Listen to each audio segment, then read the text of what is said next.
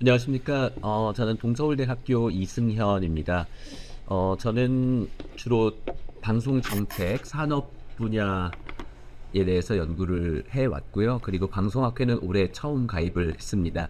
예전 지역방송학회, 그리고 소통학회, 그리고 미디어 정책학회에서 방송의 브랜디드 콘텐츠에 대해서 지역 방송이 어떻게 하면 좀 지속 가능성을 가질 수 있을까라는 측면에서 발표를 할 때 그 내용 중에 뭐 지자체에서 혹은 방문진, 뭐 KCA, 라파 이런 곳에서 제작 지원 받아서 제작을 한 뭐 MBC 충북이나 부산 MBC의 그런 콘텐츠 예를 들어서 그리고 광주 민방에서 했던 것 뭐 이런 예를 든 적이 있어서 이번에 방송 프로그램 콘텐츠 브랜딩에 대해서 이렇게 발표를 하게 됐습니다. 저는 지역 MBC, 전주 MBC와 춘천 MBC에서 아나운서로 입사를 해서 나중에는 PD로서 제작 업무를 뭐 15년 했던 경험이 있습니다. 그래서 지역 방송에 관심을 갖고 또 제작 측면에서 좀 접근이 되어 있습니다.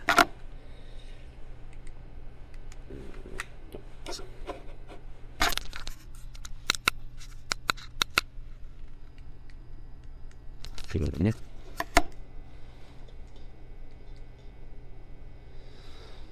네, 프로그램 브랜딩의 필요성, 콘텐츠 브랜딩의 필요성에 대해서는 앞선 성윤택 박사님의 발제문에서도 이미 공감이 되어서 스킵을 하겠습니다. 이게 페이퍼 없는 인쇄물이 없는 세미나여서 제 발제문 드렸던 걸 지금 갖고 계시지 않을 거라서 이 발제문이 중요하긴 하겠습니다만 전체 좀 편집을 해서 지금은 한 40페이지 정도인데 페이지당 한 30초씩 하면 20분 내에 끝낼 수 있을 것 같고요. 그리고 토론자 그리고 사회자께 드렸던 건 한 50페이지 가까이 되는데 거기서는 좀 더 쳐냈습니다. 거기선 브랜디드 콘텐츠, 뭐 콘텐츠 브랜딩 이런 내용 이론적인 측면도 좀 넣기는 했었습니다. 그 방문진 후원이라서 방문진에 제출해야 되는 별쇠본이 있는 줄 알고 그렇게 좀 넣기는 했었는데 좀 불필요했던 것 같습니다. 핵심은 그런 제목 그대로입니다. 콘텐츠 브랜딩의 효과 그리고 국내외 사례를 통해서 함의를 도출하고 실무에서 어떻게 참고를 할 수 있을까라는 내용들이었고요. 뭐 이론적 고찰은 2차 분석했습니다. 뭐 효과 연구 많이 하시는데 그런 부분은 수행하지 못했다는 점 말씀드립니다.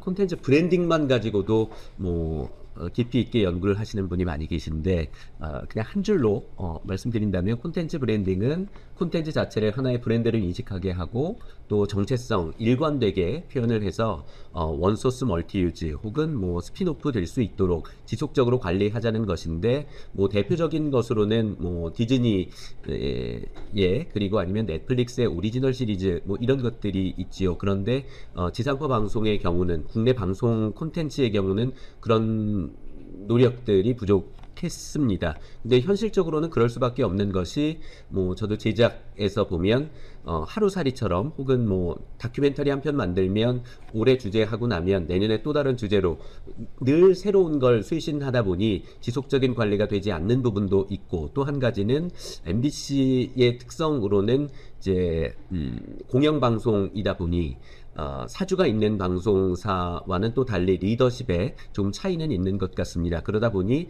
제가 아나운서이기도 했고 뭐 PD, 라디오 PD 역할도 했었는데 동료 제작자가 만든 콘텐츠를 사업부에서 전폭적으로 지원하고 뭐 아나운서를 스타화하고 이런 노력들이 조직 문화적으로는 좀 부족하고 한계점이 있는 것 같습니다. 그래서 제가 현업 시절에 좀 아쉬웠던 점은 내부 직원은 데일리 프로그램, PD라면 이제 데일리 정부 프로그램, 뭐 저녁 7시 그리고 뭐 아침 뭐 8시에 정부 프로그램 50분물 데일리로 그냥 뭐 지역 축제 소개를 하고 뭐 건강, 생활 정보 소개하는 정도의 프로그램을 하고 힘줘서 하는 프로그램은 외주에 맡기고 해서 뭐 1억 원 이상의 뭔가 제작비가 확보됐을 땐 유명 감독, 촬영 감독, 뭐 편집자 이제 스텝을 꾸려서 제작을 하는 경우 있었고, 또 큰 행사의 경우는 이제 외부 MC, 뭐 지역 방송에서는 서울에서 유명한 아나운서를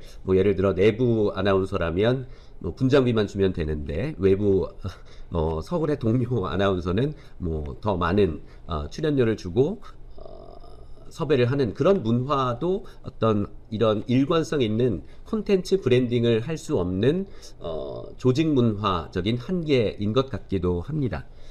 그런데 이제 사기업의 경우는 그게 또 다른 양상으로 나타나는 것 같습니다. 뭐 브랜딩에 대해서는 전문가 연구자들이 계시기 때문에 간략히 넘어가고요. 그리고 콘텐츠 브랜딩을 위해서는 이제 스토리가 중요하고, 또 소비자 문화 이론 측면에서는 이제 그 콘텐츠를 소비하는 또 지역의 혹은 해당 국가의 문화권의 이런 문화로 봐야 한다는 이런 접근들이 있습니다.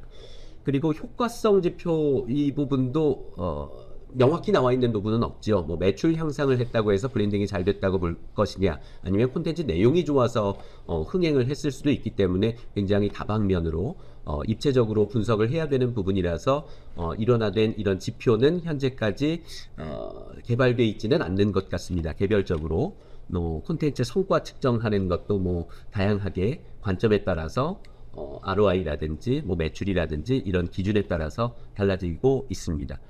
국내 콘텐츠 브랜딩 사례로는 글쎄요, 뭐 오래된 것들이죠. 유미의 세포들 뭐 웹툰으로 시작을 했고, 오징어 게임은 넷플릭스 오리지널이라서 뭐 국내 콘텐츠로 볼 수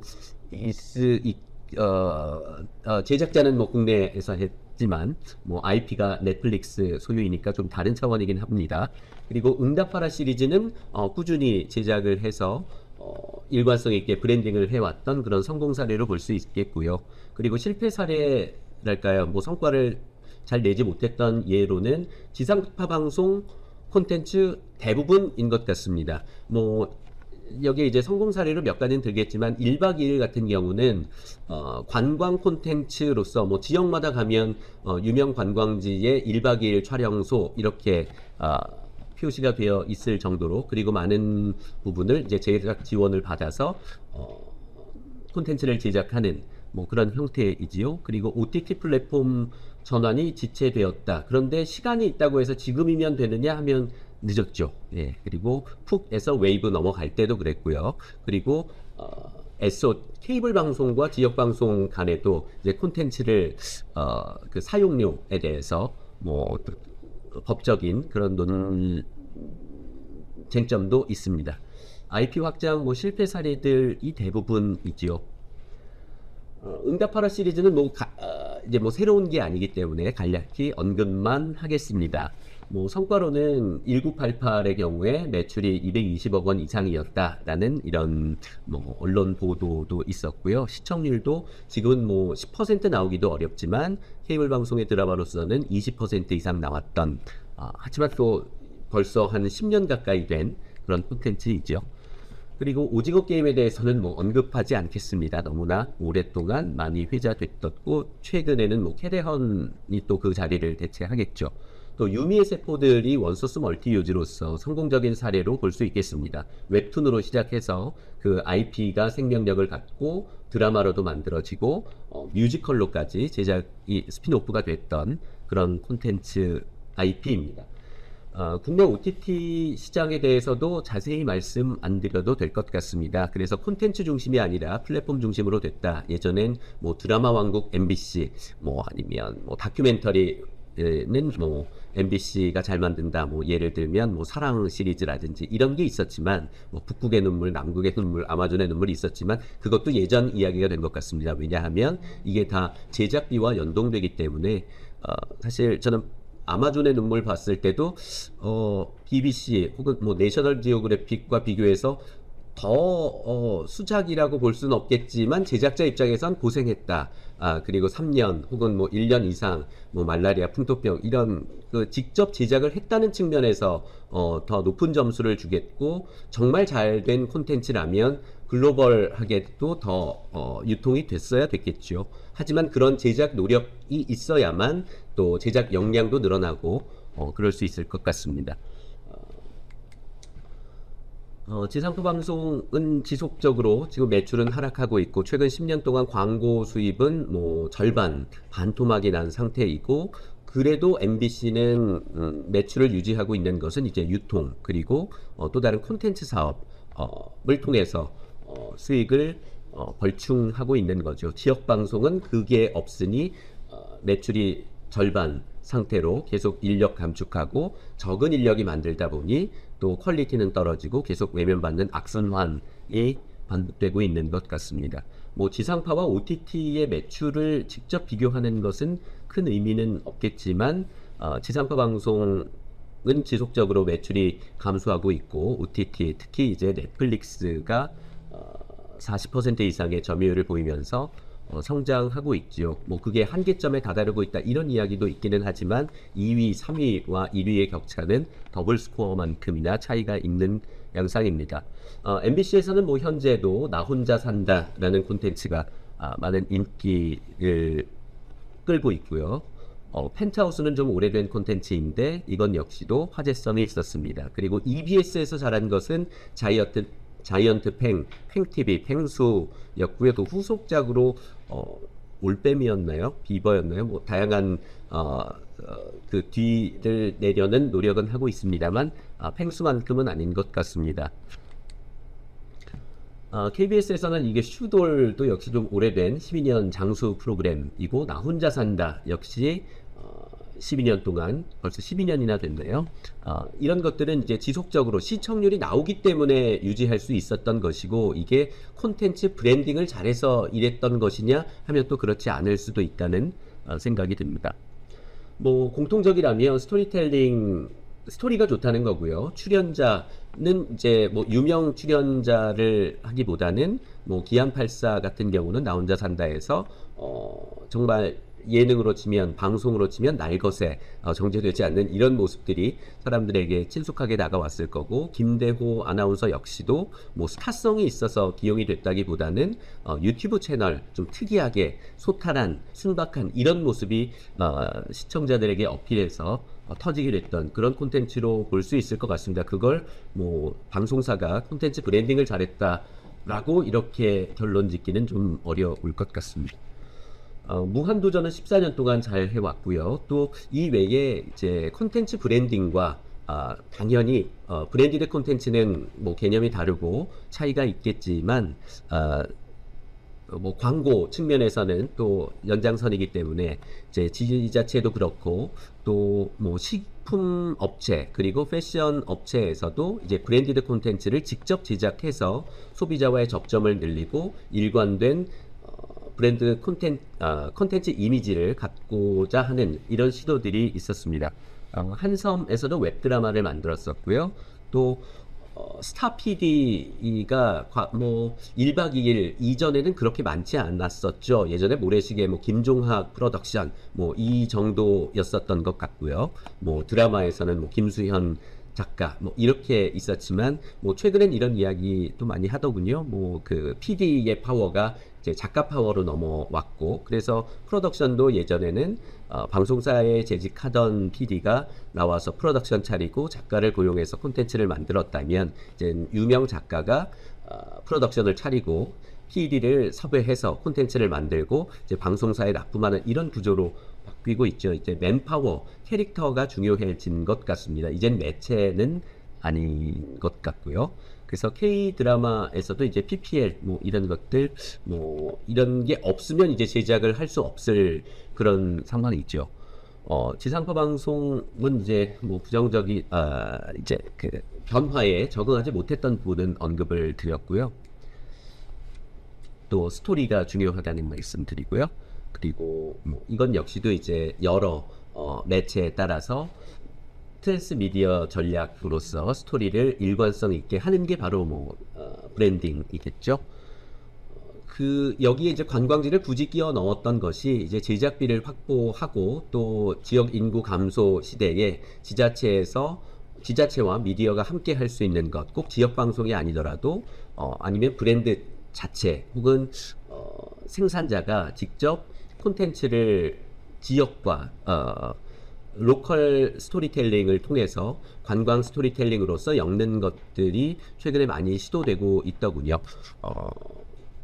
숏 드라마 의 경우에 이제 1억 원에 100편, 5천만 원에 50편, 뭐 이렇게 해서 제작을 하죠. 1분짜리를 50편 만들고 계속해서 중국에서 이제 시작이 됐고 그 중국 자본으로 국내에서도 많이 제작을 하고 있어서 이건 전문가가 제작하기에는 단가가 맞지 않고 왜냐하면 편당 뭐 500만 원 이상 짧은 홍보 영상을 찍어도 뭐 300만 원 이상 들여야 하는 가운데 웹드라마를 제작하는데 500만 원, 1000만 원으로 만든다. 이건 불가능할 것 같지만 그렇게 하고 있고 또 그게 가능한 것이 지자체와 협업을 해서 뭐 예를 들어서 경주 같은 경우는 경주의 주요 관광지를 소재로 해서 웹드라마를 만들고 이걸 일본 OTT에 판매한 그런 예들도 있고요. 지자체에서는 이런 예들이 뭐 안동도 그렇고 충주에서도 그렇고 제천도 그렇고 많이 시도되고 있어서 관광지 브랜딩을 통한 스토리 그리고 세계관 확장 이런 제안도 드립니다. 한 10분 정도 있고요. 네, 계속 비슷한 말씀입니다. 트랜스미디어 브랜딩에서 핵심적인 게 이제 세계관을 구축하고 플랫폼에 맞춰서 콘텐츠를 제작해야 한다. 지역 방송 혹은 뭐 지상파 방송이 유튜브에 적응하지 못했던 것은 기존에 많은 제작비를 들여서 만든 것을 재가공하지 못했던 거죠. 왜냐하면 타깃도 다르고 분량도 달라져야 하는데 유튜브에 탑재하기만 하는 그리고 뭐 쇼 오락 프로그램을 가수별로 클립별로 잘라서 올리는 정도의 노력이었기 때문에 어필하지 못했던 점들이 있었습니다. 그리고 글로벌 해외의 사례들로 보면요. 뭐 넷플릭스에서 뭐 기묘한 이야기 그리고 뭐 마블 세계관 그 HBO에서도 The Last of Us라는 이제 게임으로도 확장이 된 이런 예가 있지요.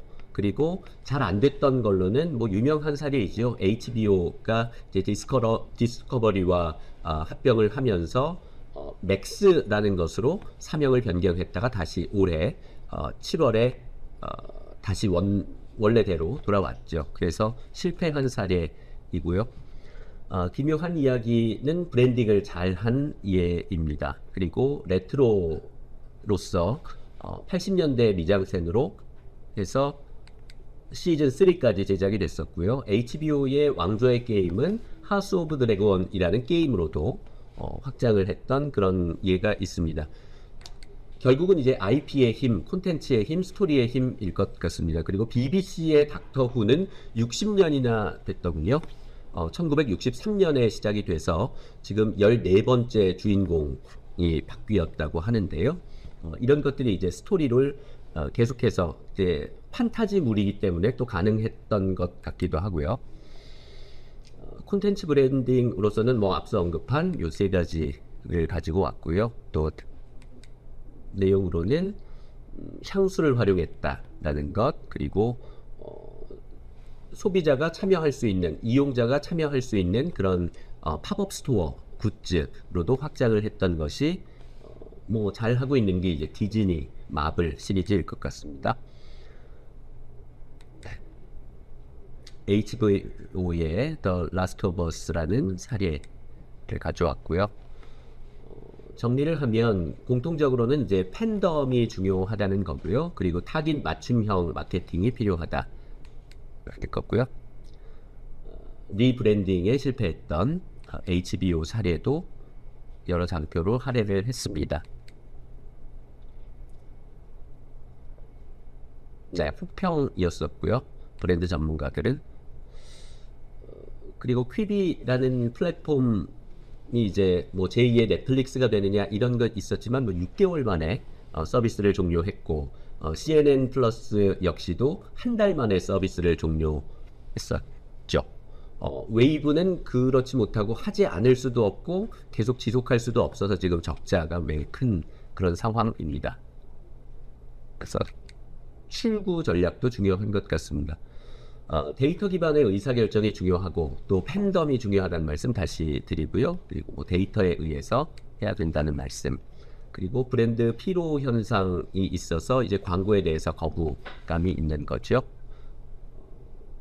네, 그리고 이제 브랜디드 콘텐츠든 컨텐츠 브랜딩이든 이제 한계점 혹은 부정적인 면이라면 원 콘텐츠와의 연결성이 약하다는 그런 부분도 있겠습니다. 네, 지상파 방송의 특수성이 있고 실무적으로는 IP를 지속적으로 가져가야 된다는 말 계속 반복이 되고 있습니다. 네, 여기까지 해서 발표를 마치겠습니다.